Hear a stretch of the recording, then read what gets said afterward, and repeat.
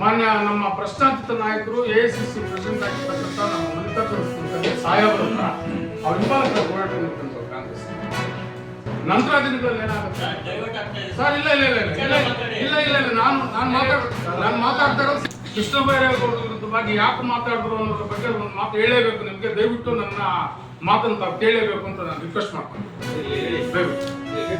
ಏನು ಅಲ್ಲ, ನಾನು ನಾನು ನಾನು ಅದನ್ನ ವ್ಯತ್ಯಾಸ ನಿಮ್ಗೆ ತೋರಿಸಿದಾಗ ಮಾತ್ರ ಅರ್ಥ ಆಗುತ್ತೆ. ಟ್ರಾನ್ಸಾಕ್ಷನ್ ಎಲ್ಲಾ ದಾಖಲಾತಿಗಳು ಯಾವ ಡಾಕ್ಯುಮೆಂಟ್ ಮುಚ್ಚಿಕ್ಕಾಗಲ್ಲ.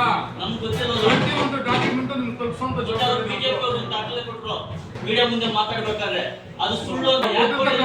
ಅವ್ರು ಕೊಟ್ಟಿರೋ ದಾಖಲಾತಿಗಳು ಕೆರೆ ಅಂತ, ಅವ್ರು ಕೊಟ್ಟಿರೋ ದಾಖಲಾತಿಗಳು ಸ್ಮಶಾನ ಅಂತ. ಆ ಸ್ಮಶಾನ ಅವ್ರದ್ದೇ, ಆ ಕೆರೆ ಅವ್ರದ್ದೇ ಅಂತ ನಾವು ಸ್ಪಷ್ಟಪಡಿಸ್ತಾ ಇದ್ದೇವೆ. ನಿಮ್ಗೆ ಡಾಕ್ಯುಮೆಂಟ್ ಇಲ್ಲ, ನಿಮ್ಗೆ ಡಾಕ್ಯುಮೆಂಟ್ ಸರ್ ಇಲ್ಲಿ ನೋಡಿ ಸರ್.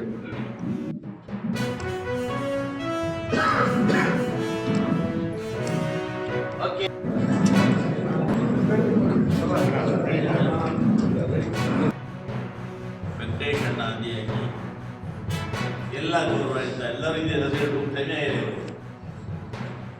ಗೌರವ ಇದೆ ಎಲ್ಲ ಅಧ್ಯಕ್ಷಗಳೇ, ಕಾರ್ಯದರ್ಶಿಗಳೇ ಮತ್ತು ಫಲಾನುಭವಿಗಳೇ.